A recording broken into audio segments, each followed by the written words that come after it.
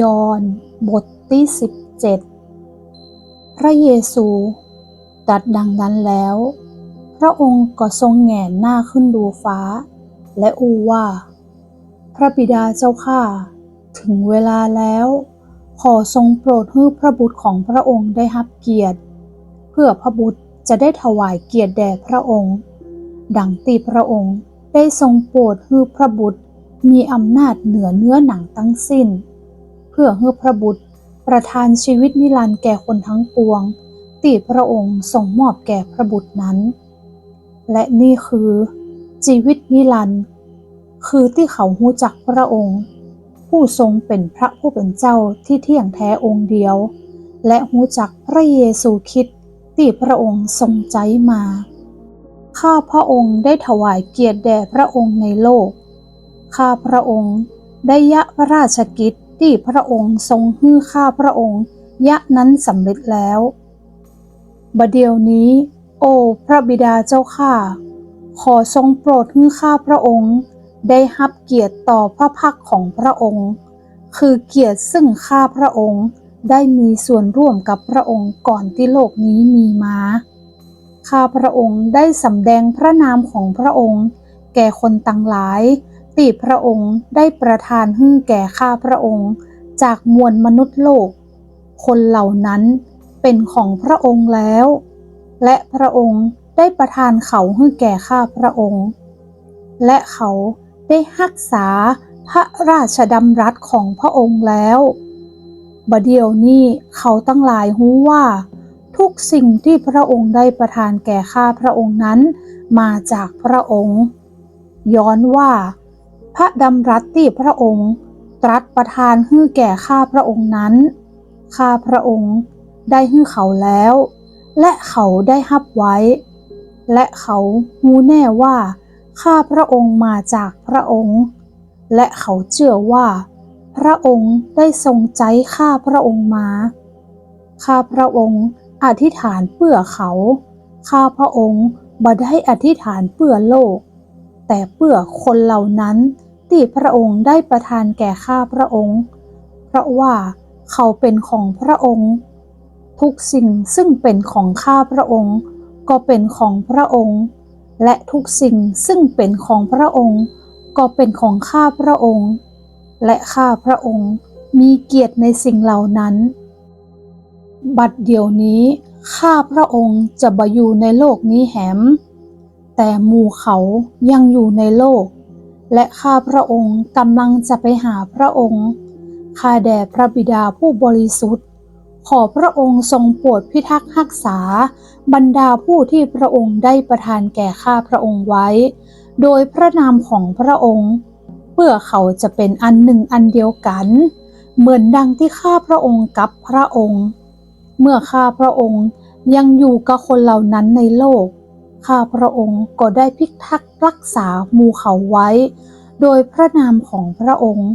ผู้ซึ่งพระองค์ได้ประทานแก่ข้าพระองค์ข้าพระองค์ปกป้องเขาไว้และบ่มีผู้หนึ่งผู้ใดไปนอกจากลูกของความพินาศเพื่อพระคัมภีร์จะแล้วเสร็จและบัดเดี๋ยวนี้ข้าพระองค์กำลังจะไปหาพระองค์และข้าพระองค์กล่าวถึงสิ่งเหล่านี้ในโลกเพื่อเขาจะได้รับความชื่นชมยินดีของข้าพระองค์อย่างเต็มเปี่ยม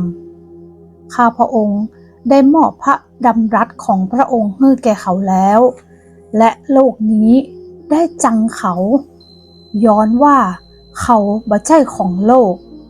เหมือนดังที่ข้าพระองค์บ่ใช่ของโลก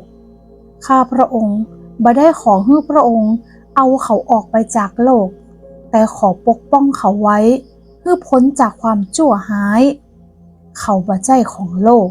เหมือนดังที่ข้าพระองค์บ่ใช่ของโลกขอพระองค์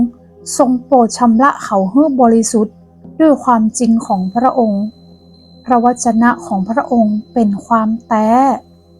พระองค์ทรงใจข้าพระองค์มาในโลกฉันใด